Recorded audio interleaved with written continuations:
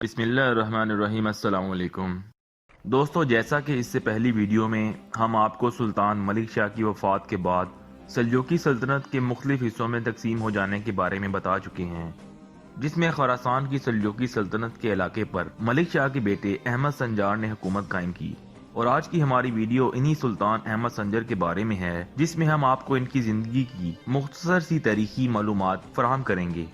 دوستو، تاریخ اسلام کی بہت سی کتب میں سلطان احمد سنجر کا ذکر تفصیلاً موجود ہے۔ سلطان احمد سنجر سلجوقی سلطنت کے آخری بااختیار حکمران تھے، جنہوں نے 1118 سے 1153 عیسوی تک سلجوقی سلطنت پر حکومت کی۔ یہ سلطان ملک شاہ اول کے بیٹے اور الپ ارسلان کے پوتے تھے۔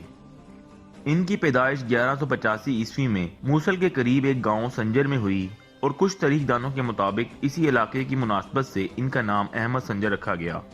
احمد سنجر کو صرف 6 برس کی عمر میں ہی ایک عطا بیگ کی نگرانی میں خراسان کا گورنر بنا کر بھیج دیا گیا، جہاں انہوں نے کئی برس تک حکومت کی۔ سلطان احمد سنجر نے بے شمار جنگیں لڑیں، جس میں انہوں نے بیرونی اور اندرونی دشمنوں کا مقابلہ کیا، اور 1119 عیسوی میں سلجوقی سلطنت کی اندرونی خانہ جنگی کے بعد وہ پوری سلطنت کے متفقہ سلطان بن گئے۔ دوستو، سلطان احمد سنجر کا دور وہ دور تھا جب حسن بن صبا کے باطنی فرقے کی دہشت گردی عروج پر تھی۔ ان سے پہلے سلجوقی حکمرانوں نے اس فتنے کو ختم کرنے کی پوری کوشش کی، مگر کامیاب نہ ہو سکے۔ سلطان احمد سنجر بھی اپنی زندگی کا بڑا حصہ باطنی، یا جنہیں عرف عام میں حشیشین بھی کہا جاتا ہے، کے ساتھ لڑتے ہوئے گزارا۔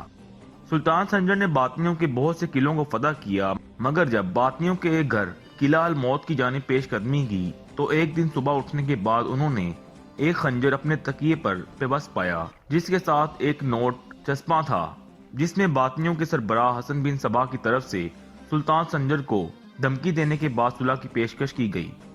سلطان سنجر حسن بن صبا کی اپنے محل تک پہنچ کو دیکھ کر حیران رہ گئے اور ایک علیچی حسن بن صبا کے پاس بھیجا، جس کے بعد دونوں نے ایک دوسرے کے معاملات میں مداخلت نہ کرنے کا معاہدہ کیا۔ سلطان سنجر کے دور حکومت میں بغداد کے عباسی خلیفہ سے سلجوقیوں کے اختلافات پیدا ہونے لگے، جس کے بعد ایک جنگ میں عباسی خلیفہ گرفتار ہوا اور سلجوقیوں کی قید میں ہی اسے قتل کر دیا گیا۔ بعض تاریخ دان اس کا الزام حسن بن صبا کے قاتلوں پر لگاتے ہیں۔ سلطان سنجر کے دور حکومت میں ہی خوارزم شاہی سلطنت وجود میں آنا شروع ہوئی، جس میں خوارزم کے ماتحت سلجوقی گورنر نے سلجوقی سلطنت کے خلاف بغاوت کر دی۔ سلطان سنجر کی حکومت 1153 عیسوی تک قائم رہی، جس کے بعد سلطان سنجر کی حکومت کچھ باغی فوجی کمانڈروں اور ایک سلجوقی قبیلے غز کی بغاوت کے نتیجے میں ختم ہوئی۔ غز قبیلے سے لڑائی میں سلطان کو اپنے فوجی کمانڈروں کی غداری کی وجہ سے شکست کا سامنا کرنا پڑا اور انہیں قیدی بنا لیا گیا، جہاں وہ تقریباً 3 سال تک قید رہے۔ 1156 عیسوی میں سلطان سنجر غز قبیلے کی قید سے فرار ہو گئے اور 1157 عیسوی میں ان کا انتقال ہو گیا۔ تاریخ میں سلطان سنجر کی صرف 2 بیٹیوں کا ذکر ملتا ہے۔ ان کی کوئی نرینہ اولاد نہ تھی، جس کے سبب ان کی وفات کے بعد ملک میں خانہ جنگی شروع ہو گئی، اور اس کے نتیجے میں خوارزم شاہی سلطنت سلجوقی سلطنت کی ان علاقوں پر قابض ہو گئی، جہاں سلطان احمد سنجر کی حکومت قائم تھی۔